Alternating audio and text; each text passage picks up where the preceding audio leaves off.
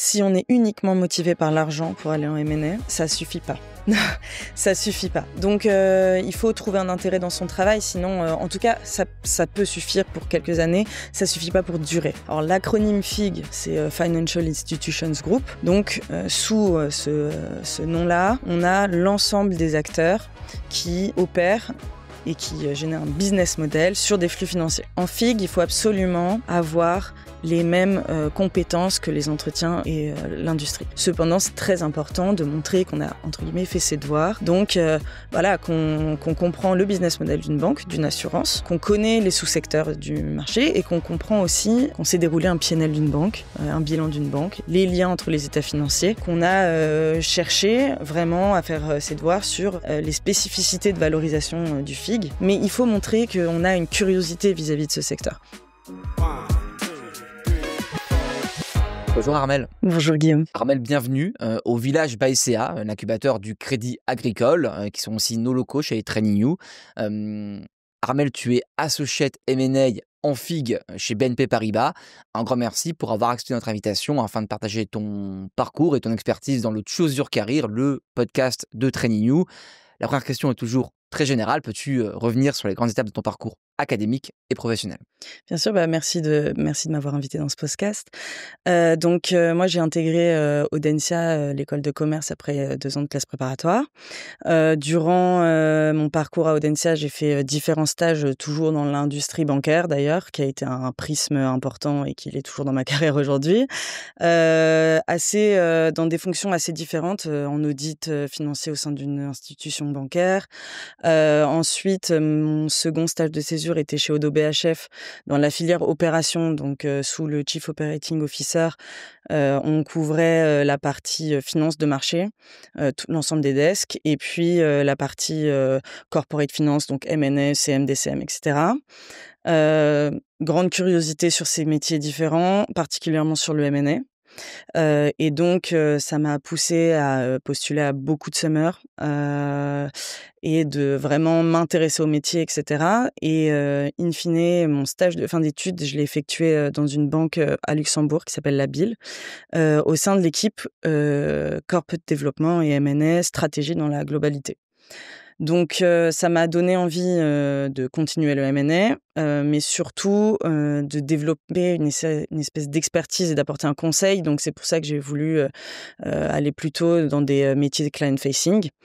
Et donc j'ai intégré l'équipe M&A Transaction Services FIG chez Deloitte, durant lesquelles j'ai fait une grosse partie de mes missions en Transaction Services, mais aussi en M&A. Et donc, c'était un peu les missions qui me faisaient le plus vibrer. Donc, c'est naturellement, quand il y a eu l'opportunité, après 3 ans chez Deloitte, de basculer chez BNP Paribas, que j'ai rejoint l'équipe aujourd'hui. Alors dans le podcast, on va revenir sur évidemment ces différentes étapes de ton parcours et puis on parlera ensuite du métier de conseiller M&A, du secteur FIG qui est particulier et qui intéresse aussi beaucoup d'étudiants aujourd'hui. Et puis on verra à la fin du podcast comment intégrer une banque d'affaires ou boutique M&A dans le secteur FIG spécifiquement. Alors je reviens sur la genèse, ton parcours. Tu as fait une classe prépa avant d'intégrer Audencia, une école de commerce. Pourquoi ce choix de parcours au départ? Au lycée, j'étais en filière économique et sociale. Donc mon intérêt était vraiment porté sur l'économie, les mathématiques, etc. Une école de commerce qui propose vraiment un grand éventail de métiers me paraissait intéressant. J'ai voulu m'orienter vers cette école-là, enfin ces écoles-là. Et puis en France, l'accès à ces écoles-là est quand même plébiscité. Préféré, c'est la classe préparatoire. Donc je me suis lancée dans l'aventure et à l'issue de mes 2 ans, j'ai intégré Audencia. Alors pendant tes années à Audencia, tu réalises des stages variés. Est-ce que tu peux nous en parler un peu plus? Toi, tu l'as déjà dit, une année de césure avec 2 stages, audit financier, Odo BHF, puis un stage de fin d'études à la BIL, une banque au Luxembourg. Et globalement, comment, selon toi, on peut bien structurer un parcours professionnel avec plusieurs stages en école de commerce? Ouais. C'est vrai que mon parcours pour arriver en M&A n'est pas forcément le plus commun. J'ai découvert un peu le M&A plus tard et je me suis d'abord orientée en FIG, in fine. Et c'est un petit peu ce que je peux conseiller aux étudiants qui sont en école. C'est vraiment pour construire son parcours. Déjà, il n'y a pas un bon parcours, il faut construire son parcours en fonction de soi.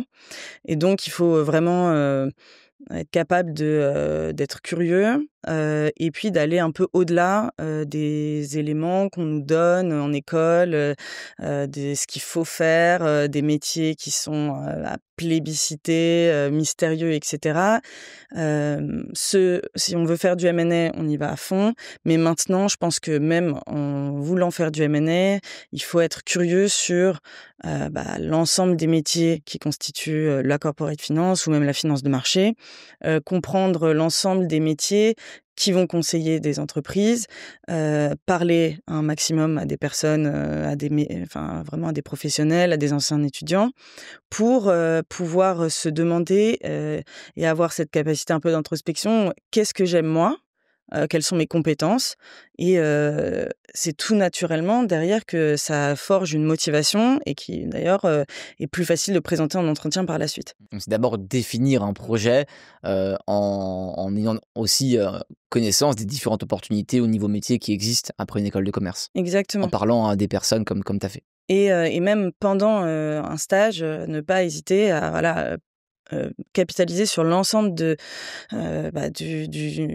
cadre qui nous est offert. Donc, ne pas hésiter à contacter autour de nous, prendre un café avec différentes personnes. Moi, quand j'étais chez Oddo BHF, j'avais la chance, par manque de place, mais d'être dans la salle des marchés equities. Donc, j'ai pu discuter avec tous les traders, les types de traders qu'il y a, comprendre leur métier, comprendre aussi le lifestyle qui est associé. C'est quand même c'est quand même quelque chose qui est important dans les métiers de la finance. Et puis j'ai pu faire la même chose côté corporate finance avec ECM, DCM, M&A, comprendre et puis discuter avec les différentes personnes, les différents MD qu'il y avait chez Oddo BHF Ils étaient à cette époque. accessibles, à cette Exactement. époque-là pour te parler? Pour Alors, toi, stagiaire, un qui de mes connaissait pas encore rôles, grand-chose au métier? j'ai eu de la chance parce que, un de mes rôles était en fait, de construire un outil, qui permettait de suivre leur pipeline. Et donc j'étais en lien direct avec, la Head of Corporate Finance Nadine Veldung, qui avait pour objectif, de construire un outil qui permettait de faire son budget et cetera. Et donc j'ai dû le construire en collaboration avec les différents MD. Je faisais aussi les factures des deals. Donc en fait, même si mon rôle était pas du tout opérationnel, vis-à-vis de l'activité M&A, j'ai pu accéder, à des personnes, qui, d'ailleurs, sont très bavards, ont des personnalités, voilà, on aime parler de soi. Donc en fait, c'était, un moment pour moi de capturer, qu'est-ce que le M&A, qu'est-ce que l'environnement M&A, sans avoir la pression de performer, et ça m'a pour le coup, donc la partie M&A, beaucoup plu, et c'est aussi pour ça que derrière, j'ai voulu cultiver ça. Ouais, c'est à ce moment-là que tu t'es intéressé plus particulièrement au métier du M&A. Exactement. Et du coup, tu fais un stage de fin d'études, en stratégie et M&A ou corporate development, au sein de la BIL, donc la Banque internationale du Luxembourg. Voilà, est-ce que tu peux nous parler de cette expérience? Et ça a confirmé du coup ta volonté de travailler en M&A après? Exactement. Donc, moi, j'ai toujours cette appétence pour être dans le monde bancaire. Et donc, l'opportunité d'être dans une équipe, pour une banque, qui reste, donc très grosse à l'échelle du Luxembourg, mais, un peu plus petite à l'échelle européenne, ça m'a permis, vraiment d'être impliquée, assez rapidement dans à la fois la partie stratégique. On était en plein, développement du plan stratégique, sur les 5 années, qui suivent, plan 2025. Donc vraiment, en interne, comment on définit un plan stratégique, ce qui est, relativement intéressant. Et puis la partie M&A, c'était vraiment, comprendre, comment on définit des objectifs, quelles sont les cibles qu'on va chercher, et puis, comment on prend des décisions à l'intérieur, d'une entreprise en général. Donc, là-dessus, c'était une expérience, très enrichissante.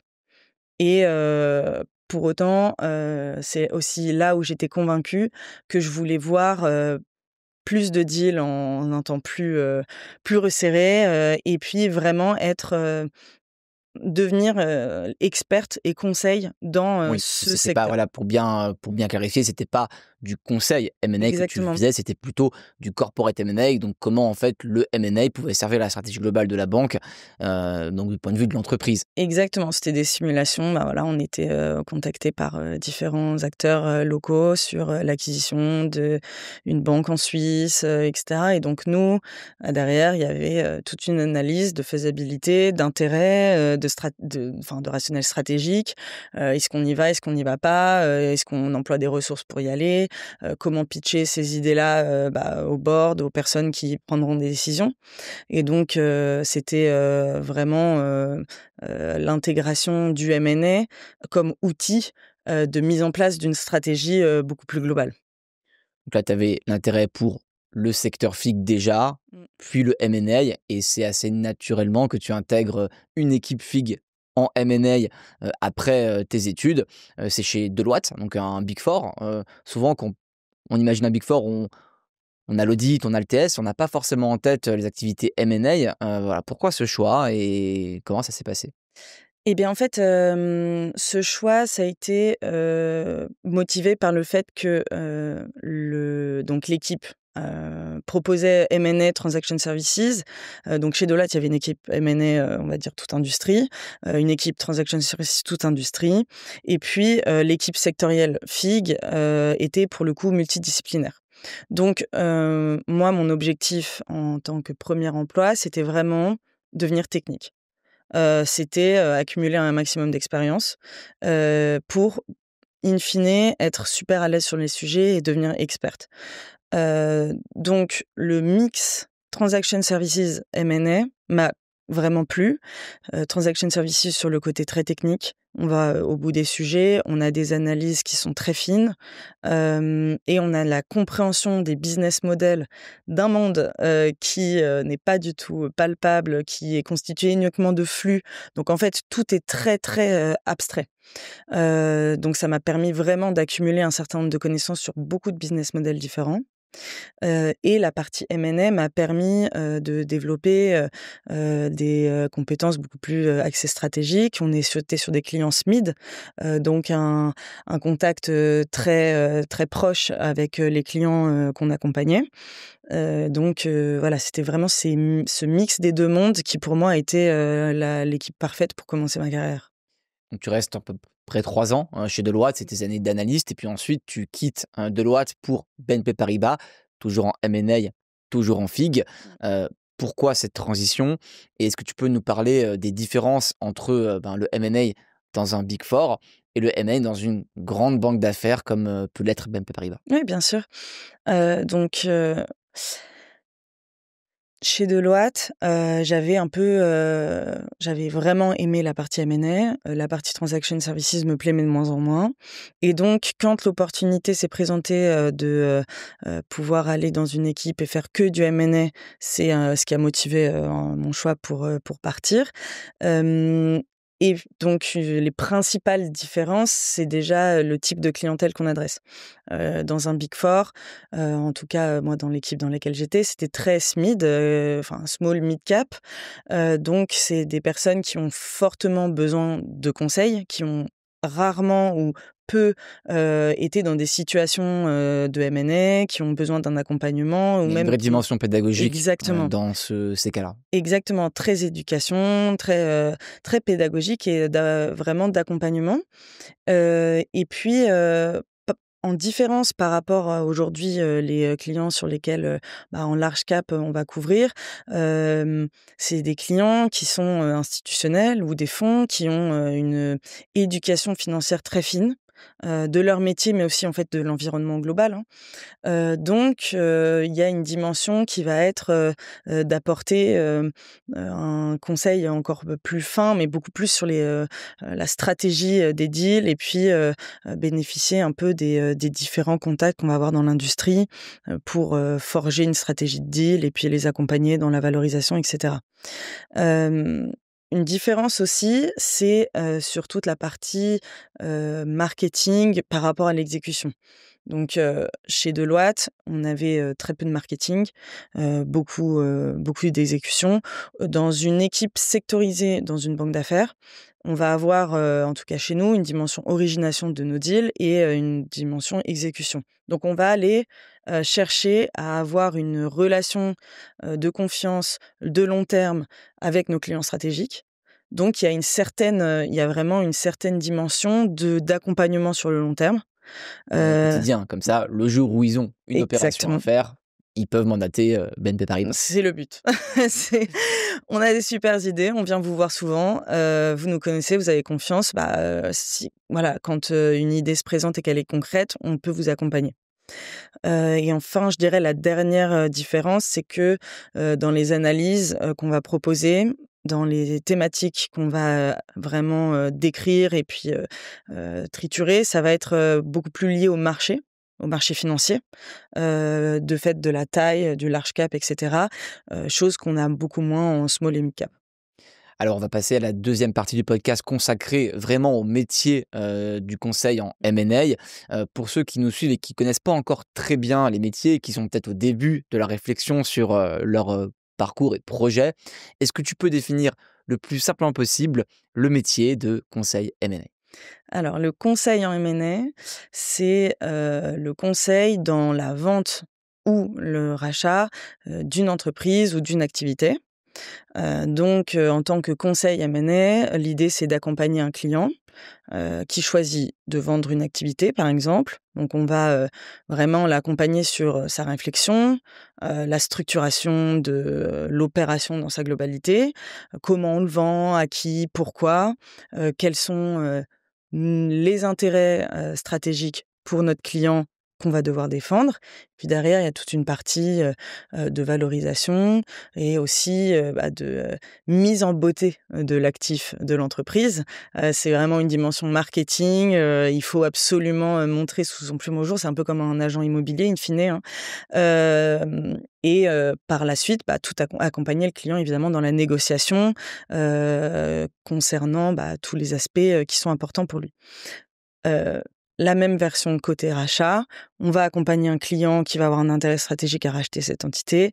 On va, accompagner dans, la structuration, la valorisation, la négociation et donc ça, c'est un peu, le M&A, classique. Il y a quand même donc souvent on est, il y a 2 types d'opérations. On va avoir des opérations qui s'organisent autour d'un processus compétitif. Mais il y a aussi, énormément d'opérations qui se font en bilatéral. Donc l'idée, c'est, aussi d'adapter son conseil, en fonction de la situation, et voilà, c'est le monde des opérations du M&A.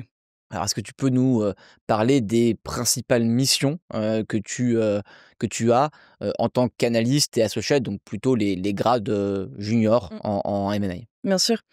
Alors en tant qu'analyste, l'idée, ça va être,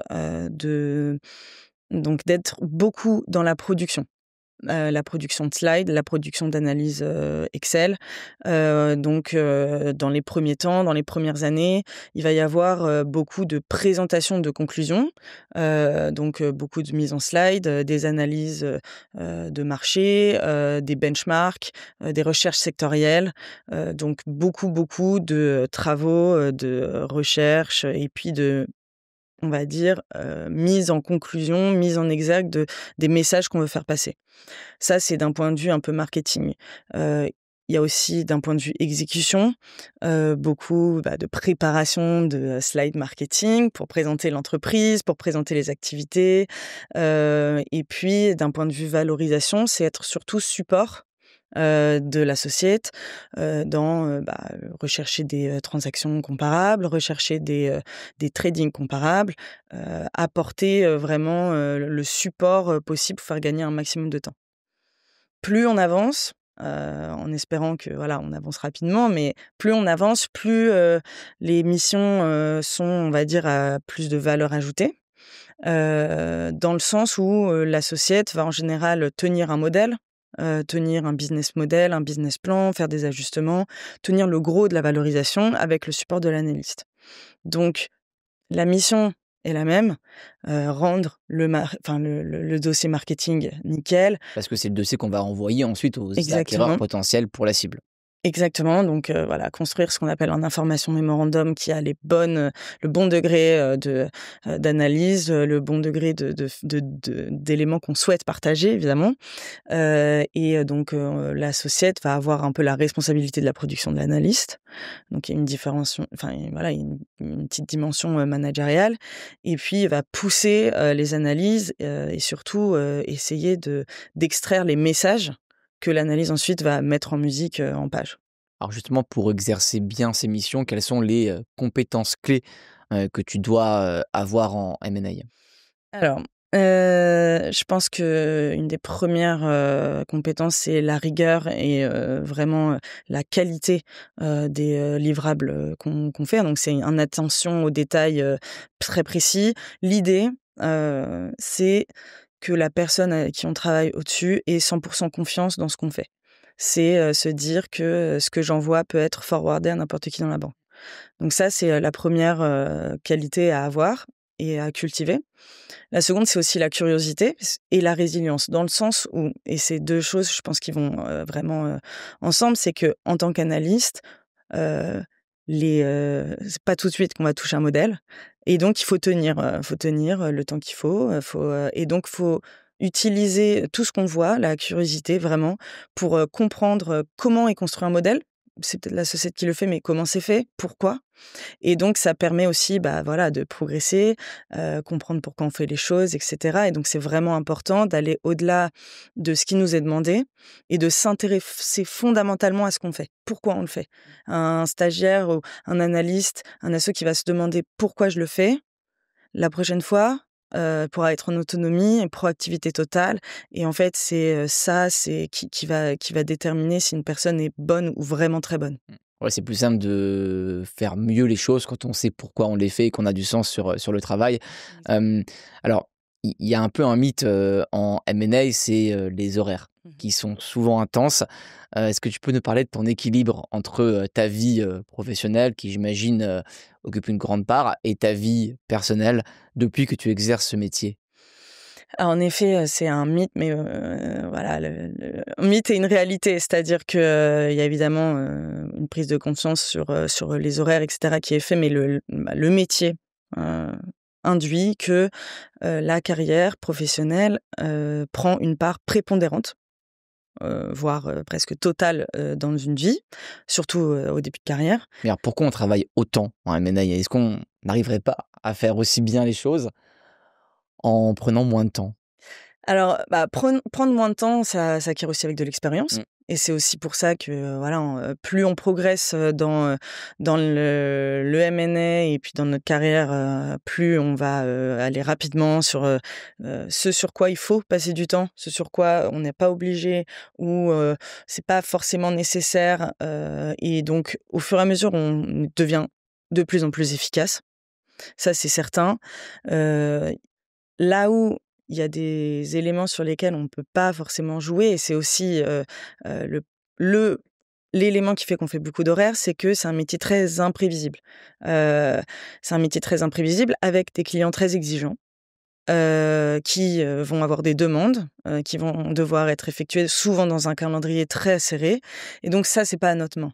Ce qui est à notre main, ça va être, définir le must have, définir le nice to have, et puis, bah, travailler, le plus efficacement possible. Malheureusement, si on pouvait avoir, des horaires, un peu moins importants, je pense qu'on aurait utilisé un levier le plus, possible. Bon, on a toujours, voilà, peut-être l'intelligence artificielle va venir nous aider, peut-être, on a aussi Tu vois déjà accès. l'impact concret de l'IA sur, le gain de temps dans tes tâches au quotidien? Alors, on est quand même, enfin moi en tout cas, chez BNP Paribas, on est dans une, grosse, structure, donc on développe des outils en interne. Aujourd'hui, on est dans des phases de test où on va pouvoir, utiliser des outils, qui nous permettent aussi de traiter, bah, des données, confidentielles. Parce que c'est aussi la problématique de notre métier, c'est qu'on fait Bien sûr. beaucoup de deals, qu'on traite beaucoup d'informations qui sont confidentielles, donc l'intelligence artificielle a ses limites à ce moment-là. Mais je pense à terme, qu'on va avoir, un vrai gain de productivité. Le pendant, c'est que, il faut que en fait, les analystes, et les associates, enfin les personnes juniors, heu, sachent tout de même, performer et faire ce que l'intelligence artificielle fera, hein, parce que sinon en fait, on peut pas comprendre ou progresser dans le métier. Mais je pense qu'il y aura, si c'est bien fait, il peut y avoir, des gains de productivité sur des tâches vraiment peu, à valeur ajoutée. Tu peux nous donner, concrètement, tes horaires quand tu étais analyste chez Deloitte et là, maintenant que tu es associate, chez BNP Paribas? Ouais. Alors, c'est assez difficile de parler de chez Deloitte dans le sens où, la vie en transaction services et la vie en M&A est fondamentalement différente. Donc sur des métiers de transaction services, on va avoir des deadlines très serrées. C'est-à-dire qu'on arrive en milieu de deal, on a une deadline qui En n'est pas phase la de due nôtre. diligence. Exactement, phase de due diligence. Donc le calendrier nous est imposé. Donc c'est, relativement cyclique. C'est-à-dire que, pendant une due deal, on va avoir des fortes horaires, donc ça peut être, je sais pas, durant mon expérience, mais aussi parce que j'avais, une volonté, très forte d'être impliquée sur beaucoup de deals, je faisais en général, 8 à 9 heures, du matin jusqu'à, 1 à 2 heures du matin. J'avais on travaillait certains week-ends, mais en général, c'est très protégé. Aujourd'hui, je sais pas exactement si c'est toujours le cas, mais en tout cas, voilà, c'était des horaires assez intenses, mais on avait, pour le coup, en fin de due deal, des périodes de creux où on pouvait un peu souffler et là, on finissait à des horaires, de 19 heures, et cetera, qui permettaient d'avoir relâcher un peu, la pression. En M&A aujourd'hui, Heu, le rythme de vie enfin vraiment le rythme de vie des projets et le fait d'être aussi en marketing, c'est, beaucoup moins cyclique et donc c'est, vraiment, constant, à des horaires assez intenses. Heu, Quand on est analyste, c'est assez régulier, qu'on finisse, après minuit, voilà, c'est la vie de l'analyste, il faut en être conscient, et puis, en M&A, on est aussi, susceptible d'être, appelé, le week-end, on n'a pas le choix, il faut qu'on le fasse. Ouais, puis c'est bien de s'en rendre compte et de le savoir avant parce que ça participe aussi, de la définition d'un projet quand on est étudiant. Si on se sent Exactement. pas forcément travailler avec ce volume horaire, on peut faire d'autres métiers ou alors peut-être dans des structures qui travaillent, pas sur ces plages horaires. Exactement, et c'est en ça aussi où, c'est important de cultiver, la curiosité des autres métiers que le M&A. Parce que, en fait, il y a des métiers, en corporate finance ou en conseil, pour les entreprises, qui ne demandent pas une intensité, aussi forte. Donc évidemment, il y a du travail, il y a des deadlines, bien sûr, heu, le monde parfait n'existe pas. Mais, c'est peut-être moins intense ou différent avec des contraintes différentes et c'est ça qu'il faut aussi aller chercher pour pas, être surpris. Donc les stages, c'est parfait pour découvrir ça, de se poser les bonnes questions, et ensuite de ne pas aussi, enfin il faut être, vrai envers soi-même et se dire: «Ça me plaît» ou «Ça me plaît pas». Alors l'une des contreparties aussi à ces horaires, intenses, c'est les rémunérations qui sont aussi généralement attractives et beaucoup plus attractives que d'autres métiers en sortie, d'études et ça attire aussi évidemment beaucoup d'étudiants et jeunes diplômés. Toi, après 6 ans d'expérience, à peu près, si tu peux nous dire combien tu gagnes aujourd'hui? Et de manière plus globale sur la question, à quoi on peut s'attendre quand on sort de l'école, quand on entre au niveau analyste?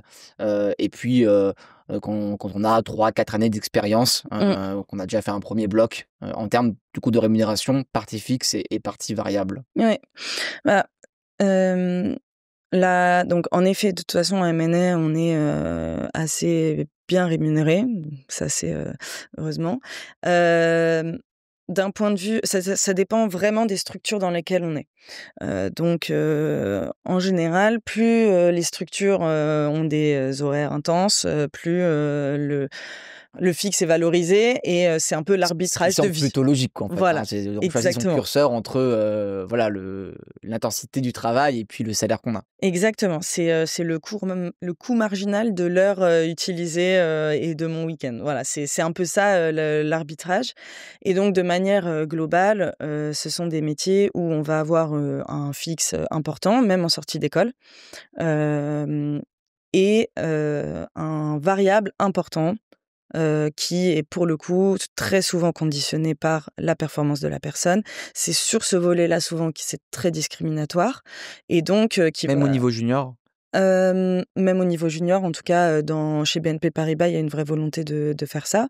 Donc ça permet d'avoir une satisfaction de son travail quand on est vraiment très impliqué. Une motivation supplémentaire, même si, là aussi je précise, si on est uniquement motivé par l'argent pour aller en M&A, ça suffit pas. Mmh. Ça suffit pas. Donc il faut trouver un intérêt dans son travail, sinon, en tout cas, ça peut suffire pour quelques années, ça suffit pas pour durer, je pense. Et donc en effet, il y a aussi une progression du fixe au fil des années, ça qui est, vraiment, je dirais, automatique. C'est une valorisation du fixe qui est, forte. On va vraiment, vraiment augmenter au fur et à mesure des années. Il y a aussi une marche, très forte entre analystes et associates. Et puis d'un point de vue variable, je dirais qu'en fonction de la performance, on peut aller jusqu'à, 80-90 de la valeur du fixe en variable si on est, très, très performant. Ça, c'est à peu près, je dirais, un indicateur, qu'on peut avoir. Ce qui est quand même très, satisfaisant. Qui est très satisfaisant, en effet. Alors, je passe maintenant à la troisième partie qui va toujours être consacrée au M&A, mais au secteur FIG. C'est assez intriguant, un secteur, on connaît pas bien quand on n'a pas exercé en FIG. Est-ce que tu peux nous, expliquer concrètement ce que signifie ce secteur FIG et quels sont les acteurs que tu couvres? Bien sûr. Alors l'acronyme FIG, c'est, Financial Institutions Group. Donc, sous, ce nom-là, on a l'ensemble des acteurs qui, opèrent et qui, génèrent un business model sur des flux financiers. Donc de manière, classique, on a les banques, les assureurs, les réassureurs. Ça, c'est, un peu l'idée qu'on a du FIG. Maintenant, le FIG, c'est aussi bien au-delà, plein de sous-secteurs, qui évoluent à côté aussi et c'est, les stock exchange, le leasing de voitures, les courtiers en assurance, en produits financiers, les fintech. En fait, c'est vraiment beaucoup, beaucoup de sous-secteurs différents qui ont chacune leur spécificité et donc, on peut caractériser souvent, les acteurs sous 2 catégories. Les acteurs qu'on appelle régulés, qui sont donc, banques, assurances, qui est, régulé par, des instances européennes, étatiques et cetera, et qui, doivent se conformer à des règles sur leur capital, sur leur manière d'opérer, sur leur reporting. Ce sont des acteurs qui, de fait, ont aussi un plan comptable et une manière d'aborder, les analyses financières qui, est légèrement différente d'une entreprise dans l'industrie. La deuxième section des acteurs du FIG, c'est les acteurs non, régulés, où là, pour le coup, on retrouve énormément d'entreprises qui fonctionnent exactement pareil qu'une entreprise qui, promet des services, hein. On va avoir, du SaaS, on va avoir, des entreprises qui ont un plan comptable très classique, un EBITDA et sur lesquelles on va, évidemment faire des analyses tout comme si on était sur un autre secteur. Alors, au-delà de ces différences, dans le secteur, si on réfléchit au niveau global, qu'est-ce qui rend le secteur FIG si spécifique par rapport à d'autres? Déjà, les produits sont, toujours abstraits. Donc en fait, c'est faire de l'argent avec, des flux d'argent, ce qui est quand même un concept, très beau. Et donc les business models sont toujours, difficiles à appréhender au début. C'est-à-dire que, notamment, par exemple, pour les fintech, très innovants, mais comment, en fait, une fintech fait de l'argent? Donc voilà, c'est un petit peu ça la 1re différence qu'on va avoir, vis-à-vis, des autres secteurs où, il y a pas de enfin voilà, on n'est pas sur des boutiques, sur des ventes, sur des stocks, c'est vraiment très abstrait. Et je dirais la seconde différence, ça va être justement le fait d'être régulé. Ça va apporter une couche, technique, un peu plus, difficile, pour appréhender, des, concepts, de capitaux réglementaires, de nécessité, de ratios à respecter et donc, in fine, dans un cadre M&A, il va y avoir des analyses ou des préoccupations, à avoir en tête, heu, bah, qui vont être, un peu différentes, d'une entreprise dans toute industrie. Tu parlais de régulation, secteur régulé parce que secteur aussi risqué et notamment, pour les personnes qui, manipulent les flux financiers. On a, des crises récentes comme celle des subprimes où justement il y a eu des dérives. Est-ce que tu peux nous donner un exemple, de régulation dans le domaine bancaire ou dans le domaine de l'assurance qui justement vise à préserver contre ces risques? Bien sûr. Donc, l'activité, on va dire, enfin, une banque, si on prend une banque, aussi une des différences, dans les activités régulées, c'est que, les entreprises qui sont régulées, donc les banques, leur activité, c'est, leur bilan. Ils construisent leur activité sur leur bilan. Donc à l'actif, on va avoir l'ensemble des produits, voilà, qui sont prêtés, tous les prêts, aux entreprises, aux individus et cetera. Dans une crise financière, économique, la valeur de ces actifs-là, quand une personne ne peut plus rembourser son prêt, la banque, elle a complètement, un manque à gagner, elle ne se fera jamais rembourser. Et donc, si ça prend des proportions énormes et que de fait, il y a il y a des banques qui sont, exposées au monde entier, qui sont exposées sur des régions entières, c'est des banques qu'on appelle systémiques. Donc, s'il y en a une qui, tombe, il va y avoir des réactions en chaîne et d'où, le too big to fail, Mmh. Mmh. de 2008 où il a fallu sauver, des banques pour Pour pas éviter que tout le système exactement, que faille, tout lui aussi, quoi. exactement. Et donc ça, c'était, le constat. Il faut pouvoir mettre en place des règles qui font que, même si on est sur, une situation macroéconomique, très tendue, les banques resteront solides pour, continuer d'exercer. Donc, une des, réglementations en place est notamment, la nécessité d'avoir, ce qu'on appelle un capital réglementaire, donc en equity. Donc c'est, un capital ou equity-like qui, est calculé sur la base du risque des actifs d'une banque. Donc c'est un ratio entre l'equity et les actifs de la banque. Exactement. Les actifs de la banque sont plus ou moins risqués. On a un ratio qui s'appelle le risk weighted asset, enfin montant, d'actifs qui représente le risque qu'on a et qu'on est susceptible de perdre. En face, il faut qu'on ait un ratio, heu, en fonction aussi de la prudence de chacun, 12, 13, 15%. Il faut qu'on ait 12, 13, 15% de ce capital pour que, à chaque choc, on puisse absorber de manière, totalement indolore pour le reste, de l'activité et de l'industrie, absorber les chocs. Il y a des tests qui sont, aussi faits de manière régulière pour Exactement, vérifier ça. exactement. Est-ce que tu peux nous donner, un exemple de transaction typique, en FIG?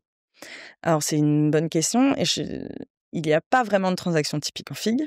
Heu, Comme, je dirais, toutes les autres industries, il y a des acquisitions qui sont motivées par, des intérêts stratégiques. Donc, là, on va avoir, la réalisation de synergies, on va avoir, des rapprochements pour atteindre une taille critique, des rapprochements pour, développer une nouvelle activité, une nouvelle verticale, horizontale et cetera. Donc c'est des rationnels stratégiques comme dans toute autre industrie. BNP Paribas qui rachète AXA IM, c'est, un intérêt stratégique pour BNP Paribas. Donc, on va dire d'un point de vue stratégique. Ensuite AXA IM, du coup, la filiale de gestion d'actifs, exactement, d'AXA qui a été rachetée par BNP Paribas. exactement. Hem, Ensuite, il va y avoir, d'autres types de transactions qui vont être, tout comme les autres industries, motivées par des sponsors, donc des fonds, de private equity qui vont vouloir investir, de l'argent, générer un retour sur investissement et donc, racheter des entreprises avec des LBO. C'est très souvent le cas dans le courtage, dans le milieu du FIG, avec des LBO successifs sur des entreprises, qui deviennent de plus en plus grosses. Et donc, ça, on le voit souvent sur du non régulé qui attire énormément, les acteurs de private equity. Et puis enfin, sur des acteurs peut-être un peu plus neufs, un peu plus jeunes, on va avoir, beaucoup de levées de fonds, notamment sur le milieu de la fintech, où in fine, on va essayer de faire grandir, l'entreprise et puis, du fait qu'on soit aussi, sectorisé, en tout cas chez BNP Paribas, on participe, également aux opérations, d'introduction en bourse. Ce qui nous permet d'accompagner en fait le client jusqu'au bout, Du cycle du de cycle croissance. et cetera et donc de la même manière, des opérations M&A mènent aussi, aux IPO. C'était quoi l'opération que tu as le plus appréciée, depuis que tu travailles, chez BNP? Alors, c'est une relation presque de Stockholm, mais je pense que, la relation que j'ai le plus appréciée, c'est, l'acquisition, donc des activités, de AXA, donc c'est, la gestion d'actifs de AXA. Ils ont choisi de s'en séparer. BNP Paribas, sous, donc Cardif, leur société d'assurance, a choisi de, racheter cette activité-là, AXA IM, dans le but, d'atteindre une taille critique. Vraiment, c'est, très important sur ce secteur-là. Et donc ça a été, in fine, un deal très rapide sur, quelques mois, à une intensité qui est, je très, très forte, donc c'était, hautement stratégique pour la banque, très intensif, et c'était, vraiment un deal, je pense, sur lequel, à cette taille-là, je retravaillerai pas forcément tout de suite, hein. C'était quand même un deal à 5 milliards, Il y en a donc assez peu, hein, des deals, ouais, de cette taille. exactement. Et ça me paraît un peu bizarre que BNP Paribas ait conseillé un deal réalisé par BNP Paribas, enfin une filiale en tant qu'acquéreur. Comment ça s'est passé et est-ce qu'il y avait, des, précautions particulières à avoir étant donné ce contexte? Bah, en fait, donc dans notre équipe, en effet, on est, conseil M&A, vers, des clients tiers, mais on travaille également, souvent en tant que, banque d'affaires conseil, au corporate development et aux équipes M&A internes de BNP Paribas. Donc on intervient, assez régulièrement sur, des deals de BNP Paribas, le rachat de Floa, qui était anciennement la banque Casino, la cession, de Bank of the West, donc ce, deal, AXA IM étant, tellement stratégique, et confidentiel pour la banque, on a eu la chance de pouvoir travailler, sur ce deal-là pour, BNP Paribas Group et surtout en étant, seul conseiller Il n'y avait financier. pas de commandant, Exactement, sans commanda et sur un deal de cette taille, c'est quand même assez rare. clairement. Alors c'est un secteur dynamique, FIG, aujourd'hui, est l'un des secteurs les plus dynamiques. Alors tu l'as effleuré, hein, la consolidation, bancaire à l'échelle européenne pour atteindre justement une taille critique. Alors soit sur l'activité bancaire pure, soit sur, des filiales comme la gestion d'actifs. On a aussi l'émergence de nouveaux acteurs comme les fintech. Mmh. Heu, Quelles sont les principales dynamiques du secteur aujourd'hui? En effet, donc le secteur financier est très dynamique. On a des consolidations au niveau bancaire ou même de manière générale, gestion d'actifs et cetera. La dynamique sous-jacente, c'est, d'avoir une croissance profitable. C'est un peu les 2 mots, clés, adorés par, les analystes. Donc si je prends un peu le cas bancaire, aujourd'hui, ce sont les banques en Europe sont quand même, génère des flux pour les actionnaires, assez attractifs. Cependant restent, sous, évalués, de peur en fait, les analystes vont avoir un peu une peur que, le retour sur, equity soit inférieur au coût de l'equity et donc, on va avoir, des entreprises ou enfin des banques qui vont être un peu sous-évaluées. Hem, Pourquoi? Les peurs un peu qui sont autour de ça, c'est, la macroéconomie, hein, et les banques, c'est, complètement, dans un contexte macroéconomique. Hem, Pouvoir générer sur du long terme, toujours de la croissance et puis, générer des leviers opérationnels suffisants pour être, profitable sur du long terme aussi. Et donc, le sous-jacent, ça va être, quels sont les leviers pour générer de la croissance? Quels sont les leviers pour générer de la profitabilité? Le rapprochement, des synergies. Donc on va avoir en effet beaucoup de deals récents, avec beaucoup de rapprochements d'acteurs pour consolider un marché, pour accéder et profiter mutuellement de produits innovants, d'outils. Quelque chose de très important, en banque, c'est la technologie, hein. de prime abord, on ne pense pas, mais en fait, la cession d'HSBC, par exemple, en France, a pris énormément de temps, notamment parce que les outils IT étaient très vieux et obsolètes, donc il fallait beaucoup de réinvestissement. Donc en fait, la technologie est aussi au centre des préoccupations. Les fintechs qui viennent, voilà, c'est un peu l'ancien monde et le nouveau monde qui essayent de se côtoyer, voilà, qui cohabitent. Des acteurs traditionnels, institutionnels comme BNP Paribas, comme la Société Générale, soit essayent de développer en interne des fintechs, soit essayent d'en racheter, développer des technologies. Donc l'intérêt de la technologie, ça va être d'avoir des produits innovants qui vont répondre à un changement de consommation, voilà, des générations qui sont beaucoup plus sur le digital. Retenir ces générations-là, c'est clé. Et puis donc des produits innovants, des solutions innovantes, de l'UX innovant, mais aussi des outils qui vont permettre vraiment d'avoir un levier opérationnel où on va automatiser des process. On va avoir la gestion du risque qui est vraiment quelque chose de fondamental au sein d'une banque, d'une assurance, etc. Donc on va avoir des outils qui, sur de l'intelligence artificielle, de la data, etc., vont être particulièrement intéressants. Donc tout ça, c'est vraiment, ça s'imbrique dans comment accueillir l'innovation, capitaliser dessus pour continuer à être vraiment des acteurs institutionnels, références sur un monde bancaire qui évolue. Armelle, aujourd'hui, le métier de banquier d'affaires et banquier M&A, c'est encore très souvent un métier masculin. Il y a peu de femmes dans ce métier. Est-ce que c'est quelque chose qui t'a un peu découragé au départ ou absolument pas? Alors, ça m'a pas découragée au départ, d'autant plus qu'en FIG, j'ai l'impression qu'il y a encore moins de femmes que dans les autres secteurs. Donc, ça m'a pas découragée au départ, parce que moi je voyais pas en fait, un problème à ce que ce soit, enfin, dans le sens où j'ai pas eu peur, et par ailleurs, chez Deloitte, je n'ai pas ressenti une quelconque, voilà, discrimination ou manque de considération et cetera. Je pense simplement que, c'est une adaptation, voilà, c'est peut-être des codes un peu différents, donc il faut juste s'adapter, tout comme, tout le monde s'adaptera à un environnement différent. Et pourquoi, à ton avis, justement, les filles postulent moins pour ces métiers alors qu'en école de commerce, il y a une mixité assez équilibrée entre filles et garçons et comment faire, à ton avis, pour changer les choses et attirer plus de femmes vers ces métiers?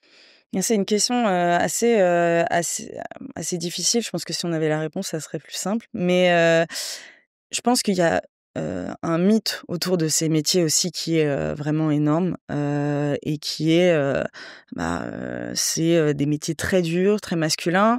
Je pense que ce mythe-là, alors oui, il y a une part de réalité, mais, c'est un peu surfait aussi. Voilà, faut pas que ça freine sa motivation. Je pense que peut-être des garçons vont être boostés par un ego de se dire ah, je veux absolument faire ça parce que mes copains, etc. C'est pas quelque chose que moi j'avais avec mes amies filles en école, par exemple, hein. Et donc il faut pas s'arrêter à une idée qu'on se fait du métier. Et c'est aussi pour ça qu'il faut discuter avec des gens. Si c'est plus simple de discuter avec des femmes, que les étudiantes prennent contact avec des femmes pour mieux comprendre et ne pas, on va dire, s'auto-censurer en fait, à ne pas postuler. Je pense aussi ce qui manque, c'est peut-être, le manque de représentation en fait. Pour un homme, c'est très simple, je dirais, voilà, d'être, particulièrement impressionné ou d'avoir ce repère-là. Ouais, c'est l'idée du rôle modèle, en fait. Exactement, avoir un rôle modèle. C'est plus difficile pour une femme de trouver son rôle modèle. Donc on peut évidemment trouver un homme rôle modèle, mais l'identification, c'est quelque chose voilà, qui est inné chez l'être humain.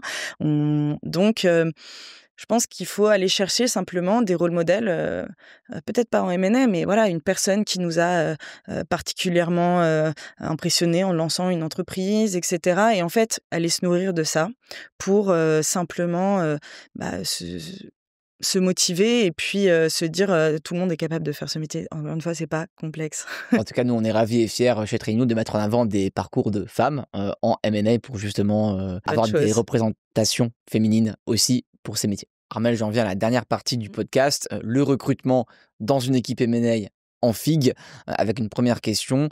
Quels sont les profils recherchés par les recruteurs aujourd'hui? Alors, Hem, En stage. En stage et potentiellement en sortie d'études pour un premier CDI? Ce qui est vraiment important, en termes de profil, c'est de montrer, qu'on a eu des expériences, dans lesquelles, que ce soit en projet, académique, si on veut, trouver un stage, qu'on a des expériences sur lesquelles on a dû, avoir une certaine exigence, dans les rendus, une certaine, niveau, d'analyse, de technique.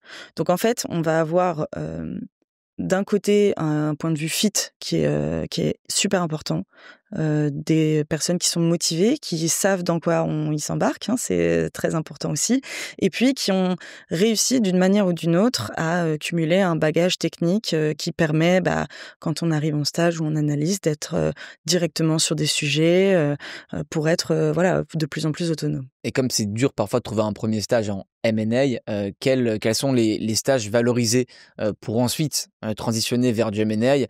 Quels sont les parcours, un peu classiques, que toi tu aimes bien voir sur un CV, quand tu reçois des candidats?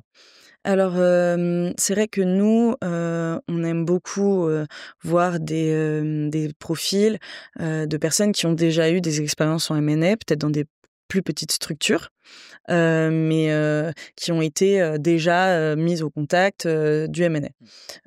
C'est pas forcément toujours facile d'avoir un premier stage en M&A, donc on aime aussi, les profils qui ont fait, des levées de fonds, enfin voilà, qui ont travaillé dans des fonds, qui ont travaillé dans, du conseil, aux entreprises un peu plus globales, donc transaction services, heu, des en fait, ce sont des profils dans lesquels on se dit: «Ah, ils ont développé des compétences qui peuvent s'appliquer au M&A aujourd'hui».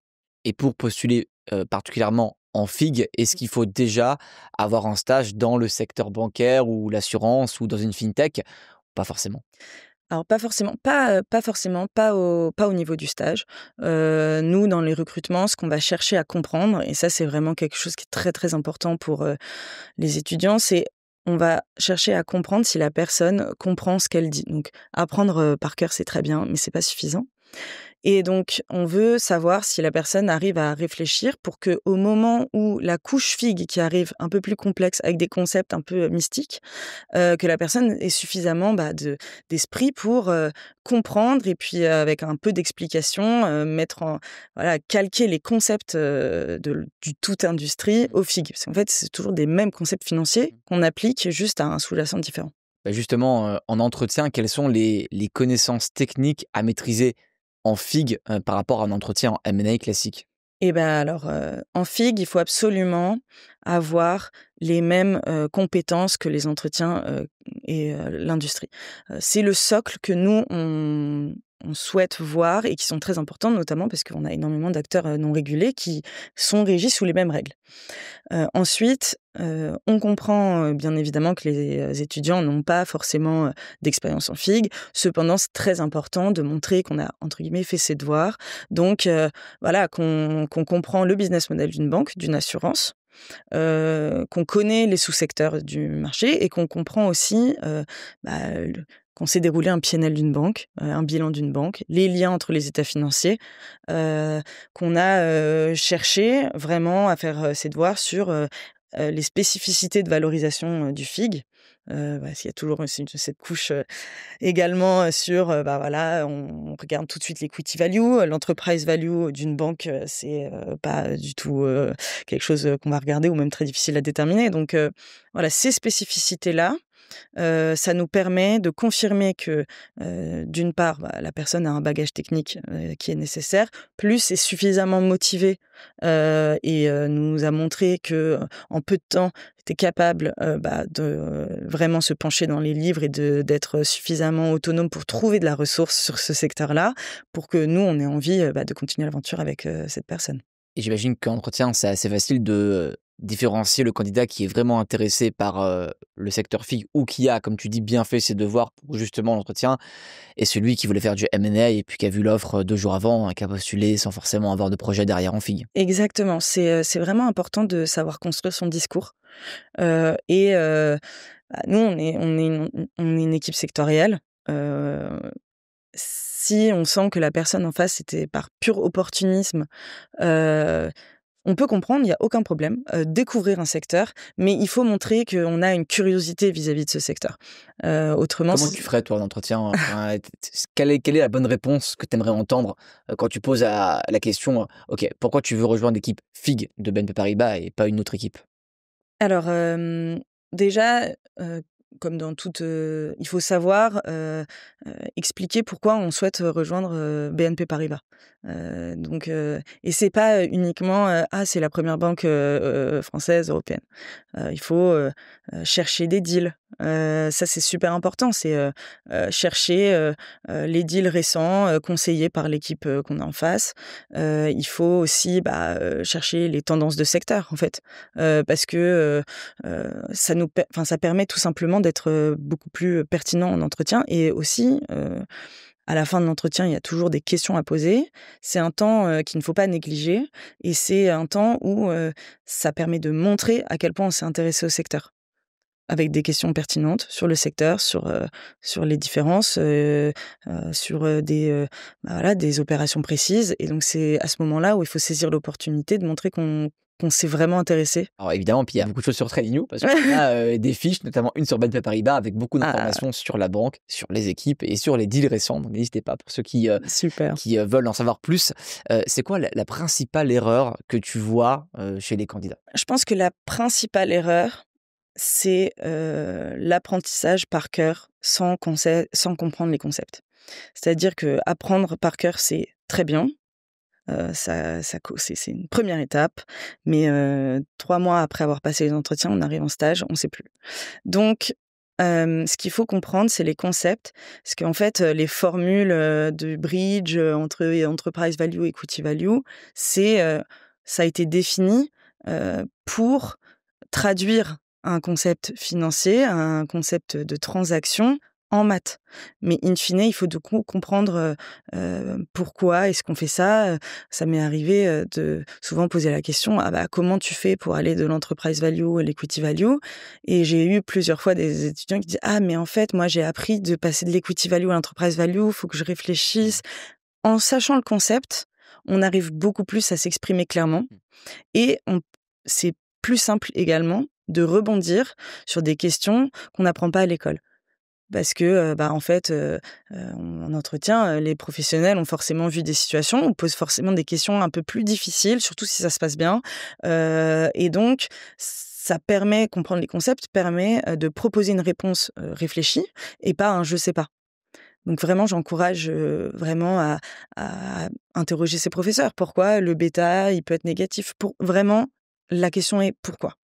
Toujours aller plus loin dans la compréhension du concept. Évidemment, quand on comprend bien le concept, beaucoup plus simple de l'expliquer Exactement. clairement en entretien et car c'est ce qu'on recommande tout le temps aussi. Dernière question sur le recrutement en FIG. On a parfois des étudiants qui, hésitent à aller en FIG par peur d'être, un peu, cornérisés ou mis sur le côté, y compris à l'étape du stage.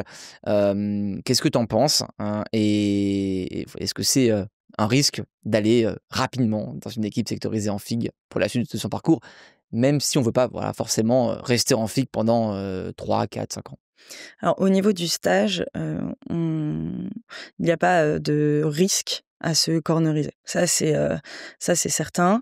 Ça permet, je pense, pour le coup, de découvrir des secteurs qu'on n'aurait pas forcément, découverts autrement et le FIG, je pense que c'est, des réflexions, en toute industrie avec une couche supplémentaire de, complexité, de la réglementation, des business models peut-être un peu différents. Donc in fine, ça va juste, potentiellement entraîner un stagiaire à réfléchir sur des concepts abstraits.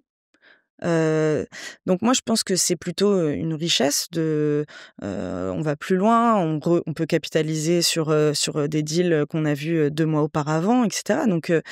À aucun moment, je pense en stage, on va être sectorisé, cornérisé et ça se revend très bien. C'est plutôt, l'idée, je pense et vraiment, la préoccupation doit être autour de savoir vendre cette expérience dans le futur et à qui. Si on veut derrière aller dans une équipe généraliste, on peut tout à fait dire, les deals qui m'ont le plus plu, rester sur du non régulé, sur, des entreprises de leasing où il y avait des voitures. Je me suis rendu compte qu'en fait, je préfère l'industrie. Voilà, j'ai appris plein de choses, mais en fait, et donc construire, on trouve toujours des arguments. Et il faut construire son propre discours pour derrière se vendre. On arrive Armelle à la fin du podcast, mais il reste encore une dernière partie traditionnelle, c'est le quiz du Choose Your Career avec des questions courtes de mon côté et des réponses courtes de ton côté. Parfait. Un mot pour définir le M&A. Intense. Ton meilleur souvenir professionnel. C'est recevoir un texto du fondateur de l'entreprise qu'on venait de vendre pour nous remercier un jour férié à 2h du matin. Voilà. Ton pire souvenir professionnel. C'est devoir construire un business plan sur un secteur très technique du FIG de nulle part. Le cliché sur les banquiers M&A qui est quand même un petit peu vrai. Les horaires. Le mythe que tu aimerais par contre déconstruire sur le métier. Le métier de M&A, ce n'est pas un métier complexe. Le meilleur conseil qu'on t'ait donné. Prends confiance en toi. Le deal qui t'a le plus marqué. AXA IM. Si tu ne faisais pas du M&A, tu ferais quoi? C'est une bonne question, c'est une question que je me pose très souvent. Je pense que j'évoluerais dans le milieu de la fintech, de levée de fonds. L'anecdote que tu n'as pas souvent partagée et que tu aimerais nous raconter aujourd'hui. J'ai eu un mail de refus de Deloitte avant de passer des entretiens chez eux. Donc dans le doute, j'y suis allée. Donc rien n'est jamais fini.